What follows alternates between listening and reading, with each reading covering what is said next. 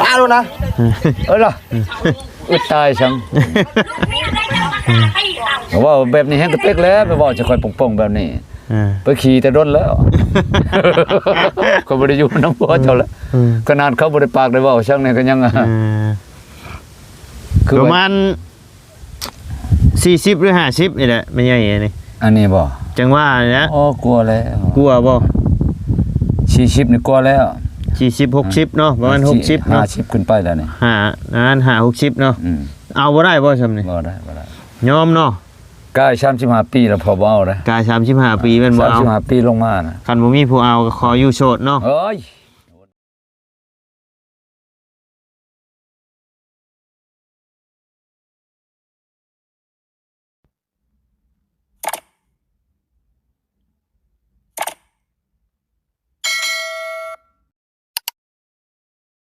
สบายดีตุ๊โอ้ยสบายดีโอ้เนาะคือเก่ายังชุดเก่าอยู่สบายดีคือเก่าแต่ว่าความอุกก็ยังคือเก่ายังความอุกก็ยังคือเก่าเนาะเมียป้าคือเก่าชูเดี๋ยวอีหยังจิตใจเดี๋ยวมันก็สิดีขึ้นเนาะดนไปเนาะดนเลยแม่นดนไปมันก็สิดีเองเนาะเป็นปีไปเอาเนาะพี่น้องเอ้ยหลังจากเมื่อวานนี่ทางบ่ได้ลงคลิปไปเนาะพี่น้องเอ้ยมีหลายคอมเมนต์เนาะที่ว่าคอมเมนต์มาเนาะ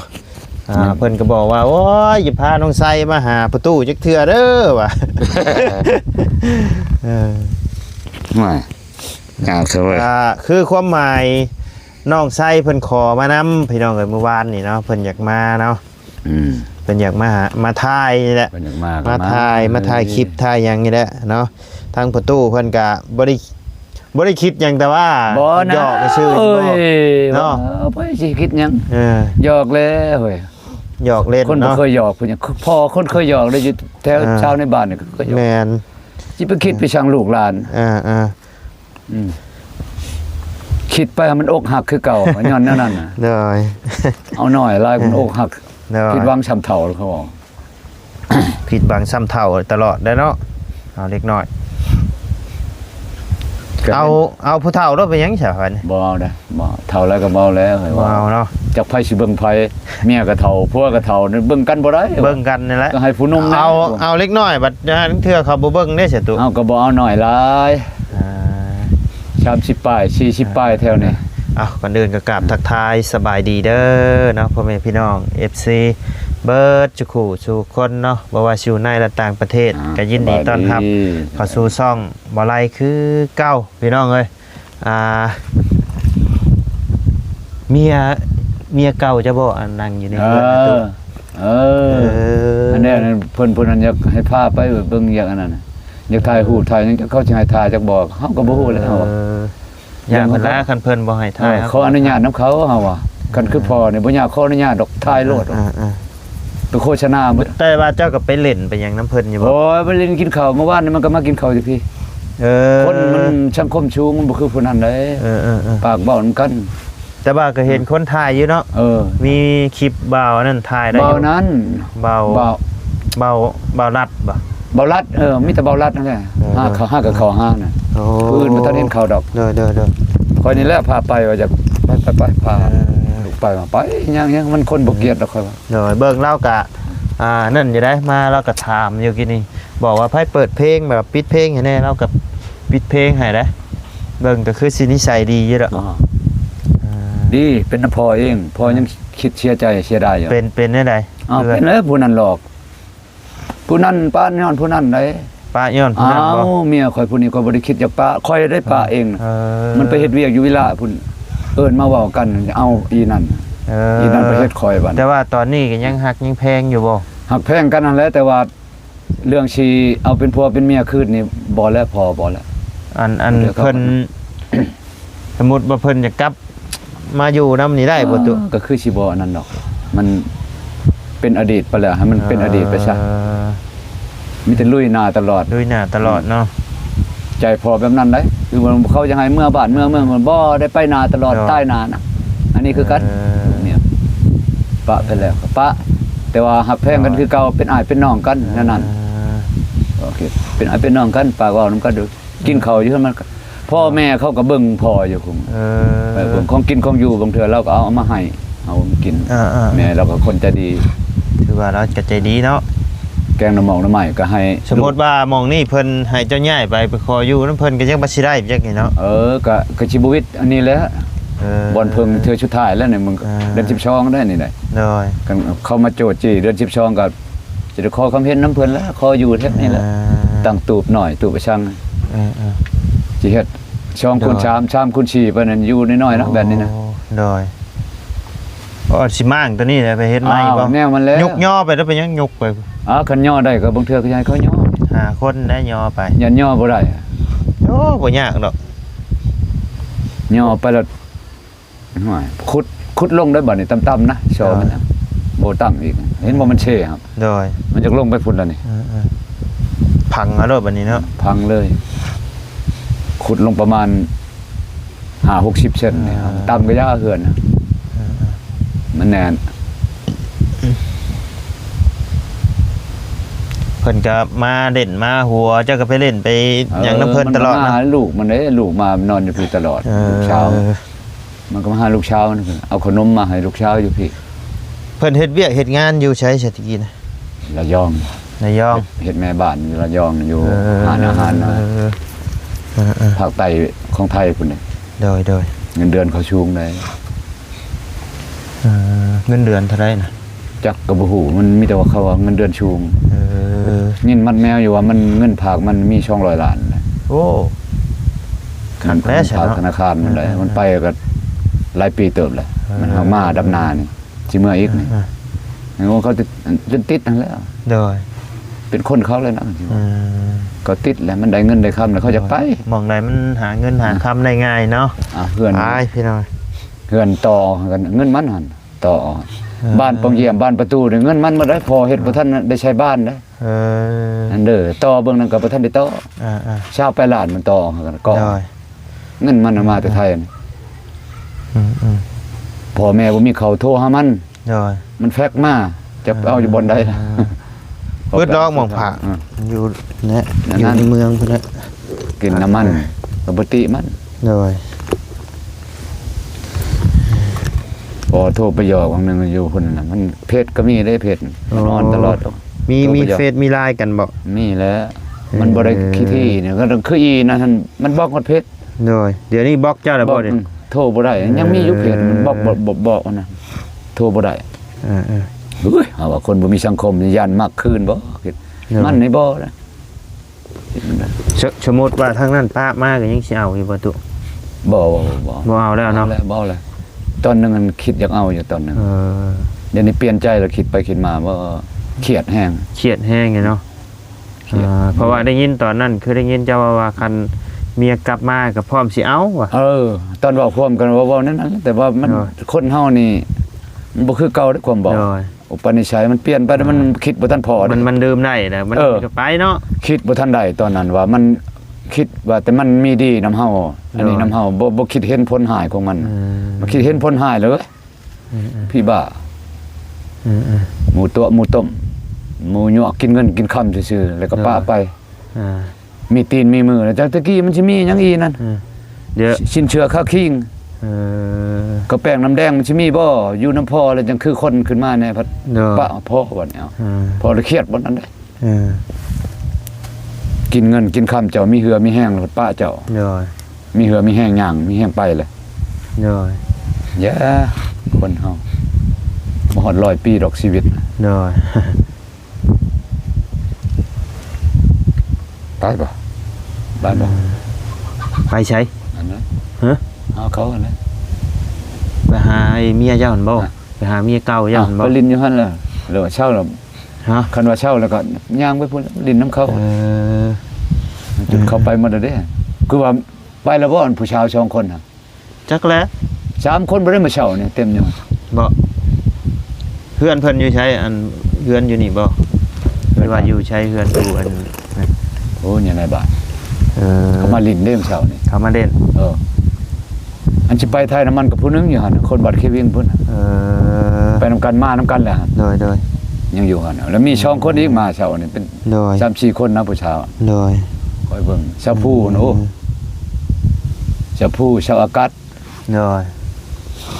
คือบ่ให้เมียติดต่อให้ซะ ที่หาเองโลด หาเองบ่ ของกินอยู่นำผู้มัก มันบ่คักเลย มา ติดต่อให้ มาอยู่หั่นมีอยู่บ่คนที่ถูกใจ มาอยู่ไสอยู่นี่ อยู่หั่นเมื่อกี้นี่ ก็พอมีพออีหลักเรื่อยๆใช้ได้อยู่ดอกมาชาวผู้มันคนขี้ร้ายได้บ่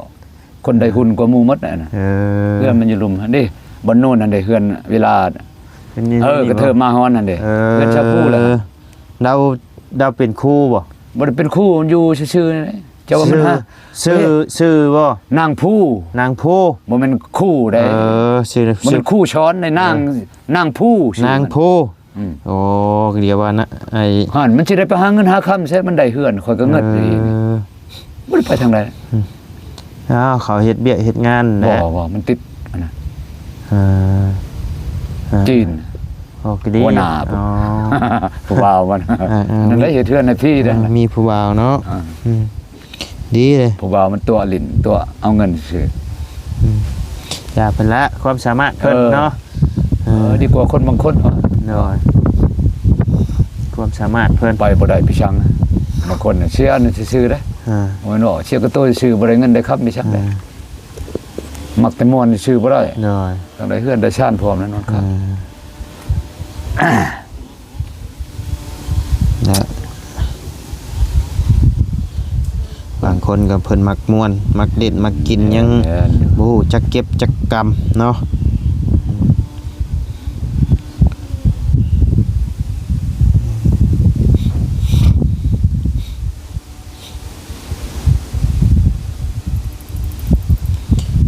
ลงคลิปไปเมื่อวานนี่โอ้ยประตูปืนแก๊ปนี่ไปอยู่น้ำตู้ก้อนเด้อว่ะเข้ากันเด้อว่ะ มักสาวน้อยคือกันนะ เราก็เอาเด็กหน่อยบ่เรา สาวสำน้อยบ่แล้วก็ตู้พายบ่ เราเอาเลยเอาเมียเลย เอาปะตลอดตู้ก้อนน่ะก็ อ้าว เจ้าเคยเบิ่งคลิปแล้วอยู่บ่ บ่เห็นนะจ๊ะ บ่เคยบ่ เห็นคลิปหนึงญาติแม่นลาวบ่จังเมียเราได้ลูกหนึงเลยคือยังน้อยเมียคนน้อย เบิ่ง ญาติมันผู้นั้นบ่จัง จักอยู่ในคลิปไปเด้อเบิ่งเฮาสิหาเบิ่งฮะ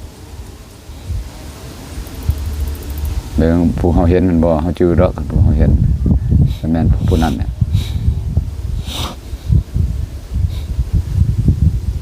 เอาปะ นี่เด้ เอาปะว่าเฮ้ยมีเงินหลายเนาะเราเนาะ โอ้ ใช่ มาเบิ่งนี่ มันมืดแท้ๆนะ เจ้าเบื่อหน่าย นี่เด้ เจ้าดีลูกเมียเอ้ยใส่มือ ตู้ก้อน นี่บ่ นี่เด้ตู้ก้อนคือกันกับเจ้าเลยเนาะ อย่าคายคือ เจ้าว่าฮู้จักกันอยู่บ่จักบ่เอานั่งเถีย บ่ฮู้ เอานั่งเนาะ นั่งเลยเด้อ นั่งรถจ้ะสบาย มันยังหายกันบ่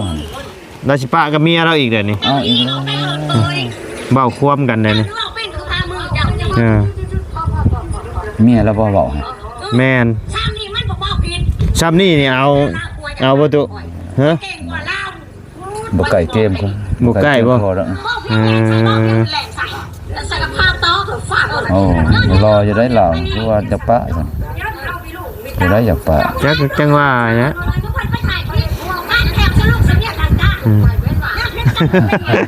ตู้ก้อน ทุกคนหายก็เมีย เออ อยากปะเมียล่ะ ปะเมียได้นี่ซ้ำนี่เอาบ่ได้เนาะซ้ำนี่เนาะ บ่ได้ บ่ได้เนาะ บ่เข้าเกมเนาะ ป้าดูนะ ล่ะอึดตายจังว่าแบบนี้แฮงกระเต็กแล้วไปบอกจะคอยป่งๆแบบนี้ไปขี่แต่ด้นแล้วก็บ่ได้อยู่นำพ่อเจ้าแล้วขนาดเขาบ่ได้ปากได้เว้าช่างนี่ก็ยังคือ ประมาณ40หรือ50นี่แหละไม่ใหญ่นี่ อันนี้บ่ จังว่านะ อ๋อกลัวแล้ว กลัวบ่ 40นี่กลัวแล้ว 40 60เนาะประมาณ60เนาะ 50ขึ้นไปแล้วนี่ 60เนาะเอาบ่ได้บ่ซ้ำนี่ บ่ได้ ยอมเนาะ กาย35ปีแล้วพอบ่เอาเด้อก าย35ปีแม่นบ่เอา 35ปีลงมานะ คันบ่มีผู้เอาก็ขออยู่โสดเนาะ เอ้ยวนวายตายจังใช้อันนั้นผู้ชาวไปหมดแล้ว ผู้ชายใช่ อ่ะเมียเก่าเฮ้ยมันมาแต่ละยองนะ ว่ามาโดดคลิปด้วยแล้วสัญญาณบ่เอง เขาให้ทายบ่ ยังคันไทยน้องแถวนี้มาก่อนจะถ่าย อยู่ใช้คลิปพอบ่มีตัว โอ้เราดีมากดี เป็นพบเนี่ย ค่อยๆตู่ก่อน ตุกก่อนคือกันเลยเพิ่นมากับเจ้า เบิ่งฟ้าผ่าโอ้เท่าอันนี้เนาะอยู่บ้านใดอ่ะ อยู่แถวเชโน่นั่นแหละ คนชื่อโน จักเราอยู่บ้านไหนเฮาก็บ่ฮู้เฮาบ่เคยไป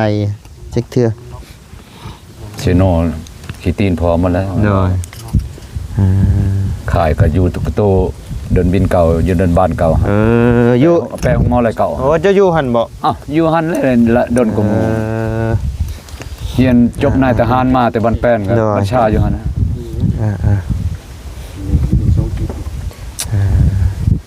ชื่อโน ลงคลิปบ่อยากได้อยู่นี่ มันเป็นจังได๋มื้อนี้คือว่าบ่มีอันนั้น ฮะ แต่เก่ามันก็ชุดกับอยู่นี่แหละ บ่พอได้อยู่หม่องนี่หม่องอื่นบ่ได้ คือโทรศัพท์พอก็คือบ่เห็นนั่นว่าหายจากเถื่อนั่นอันนั้นมันหัน นะ เอาเลย เอาดีๆได้ตัวเอ้ยใครดึงเด้อ บ่ตอนโลดพอกันมามันหั่งโลดคันจากตอน บ่เจ็บบ่ บ่ ฮะป้าเฮาโลดแม่เดียวนี่ก็ห้องให้เบิดคืน ต่อพุ่นตอดพอมันก็ยังช่องช้ำแม่ก็ยังอยู่ได้ เอาไปเอาเคยไปเอาต่อนั่นน่ะต่อหั่งนะเอากังเว้นเราได้กันเห็นน่ะบ่ชอบ คันเฮ็ดนี่เอาเลยบ่ เอากังเว้นเลย ปล่อยให้มันตอดเลย บ่ปลอดเลย ก็มันก็มีพลาดอยู่บางบ่อนส่วนหลายก็บ่ได้ตอดแล้วเอาหูจังว่าเอามันบ่ตอด จะว่ามีของดีจักบ่ บ่ของดีแล้วไฟแล้วหล่นมันตายมันก็เอาบ่ตายมันก็ปุ๊บไฟหล่น ของดีกับไฟนะดิ เครื่องเฮ้ยเครื่องไม่แห้งไม่นั่นมัดเป็นโคนจูดคือจุดให้นี่จะสิอยู่ได้บ่จักปานนี้หมดแล้วก็ตายก็ถึกคอยตัดเอาบัดนี้คอยย่องเอามัน ยันบ้ามีของดีเฮ็ดให้ไอ้แม่ต่อสลบสลาย อยู่เชียงควางก็เคยเอาเลยไปเฮียนน่ะมีแต่มืออ่ะนะ เลย มือปืนใหญ่ต่อคุมต่อน่ะ ระเบิดเอาเลยบ่ บ่ มือมันเป็นเส้นระดับ3เส้นเฮา ฮะ เอาไปตองนาๆนี่ห่อแล้วก็เจาะปองหน่อยนึงเฮาจุดแดกเข้าไปตีนอัดตึบบ่ฮอด5นาทีขุดเข้าไปตายยายเข้าไปสลบคันป้าโดนอัดโดนก็ตายเลยต่อคุมนั่นแหละต่อแขะข้างในแม่มันชำนิก่อยก็มีตอนต่อดานน่ะ มันแสบเนาะ แซ่บโอ้ม่วนอะลี มันแสบหูแสบตามันก็ตายแล้ว แหละตายกลัวเพื่องกว่านั้นได้กลัวควันใบใหม่ใบนั้นน่ะควันมือเอ้ยพาอยู่ได้ แต่ถึกเฮาก็ยังแสบเนาะ มือปืน6มือปืน152 บ่ได้คือกันบ่กับมือปืนเก็บ บ่แล้วมือปืนเก็บเขาเฮ็ดมนต์ดำๆมานี่เขาตำมนต์แล้วไปซื้อเอาอยู่ตลาดนั่นตัวนั้นเป็นเส้น มันเป็นเส้นบ่ อ้าวเฮ็ดมาจบมาแต่โรงงานปืนใหญ่มือปืนใหญ่สบายจุดอะ เห็นไหมครับนั่นบ่ ผู้กกบกผู้แฮงแม่น อันนี้ทางไว้แล้วบ่อนไปเบิ่ง ทางนะบ่ ทางเลยแป้นล่ะ ทางก็บ่มีผู้นั่งนะมันฮ้อนแดดเลยกกบิ๊กนี่บ่แม่นของเจ้าบ่สปลูก บ่ นี่ตุ ของแม่เฒ่าผู้ป้าเมียป้านี่ของพ่อแม่เมียเฮามาเผาซื่อๆบ่มีบ่อนอยู่นี่ก่อน เผาให้เพิ่นดูแลให้เพิ่นบ่ จักดูแลบ่ดูแลนอนอยู่นี่ก็เบิ่งเลยอันแล้วงัวควายชนอันจังก็ ได้ให้เพิ่นติแต่ว่าให้ทางนี่ให้ว่าให้ทางคือสิบ่ทางเลยเนาะ แล้วโอ้ยยอม บ่เฮ็ดแล้วเนาะตุเนาะ มันบ่แม่นลูกแม่นเมียเฮาแหละทางเฮ็ดหยังหมู่สิเห็นผลงานเฮาบ่ อย่ามาเพิ่นเห็นความดีแต่เพิ่นให้อยู่หม่องนี้ต่อเด้ หมู่เฮ็ดหน้ามากินข้าวบ่เฮ็ดได้กันหมู่คิดเห็นแค่นั้นหอนยามคลายมาให้ชาติ1ชวนชามบ่ฮอด1ชวนชามยามนะชุมบท30ล้านให้อยู่ ช่องชำล้านนี่ก็ดีใจนะ ปีนี้บ่ได้ปลูกข้าวเนาะปีนี้เนาะ บ่แล้วไม่วิกใหญ่ปลูกได้ไรปลูกได้แต่ปีทมิดนั่นแหละ ไม่วิกมันบ่ทันขึ้นเด้ แต่เพิ่นไปปลูกอยู่ใช้สิปีนี่ โอ้ทางนั้นทางดินเขาอีก เจ้าหันบ่ไปทางเลย คอยกับท่านทางนี่ตอนนั้นบ่ทันปะเอาก็มาปะกันวางเดือน6นี่ แล้วก็บ่ได้ไปปลูกไปยังช่อยเด้อ แล้วหมดนาแล้วหมดแล้วไปชักไปนำไปชังแล้วหมดแล้ว เฮ็ดแล้วเบิดแล้ว ไปทางไปนั่นบ่เว้าไปหื้อไปนั่นหมดจุดหลายจุดกำลังสำคัญต้นต่อกับพ่อนี่แล้วบ่แม่นเว้าดอกเรื่องเฮ็ดเวียกเฮือนหลังนั้นแต่ว่าเมื่อมันเป็นไปแล้วนี่ก็ยามัน จำเป็นเนาะ สิเฮ็ดจังได๋ในเมื่อมันเป็นไปแล้วไผก็บ่อยากเป็น โดย ชุมเพิ่นยาเข้าแล้วเนาะไปซื้อของกินแล้ว โดยอยากแล้วมันค่ำเลยนี่ไปครับมีแต่ว่าเฮาก็ออกเมื่อก่อนเด้อบัดนี้เด้อตู้เด้ออยู่ดีมีแฮงเนาะไปสบายดีเด้อตู้เด้อ สบายดี ไปพี่น้องเอ้ย อ่า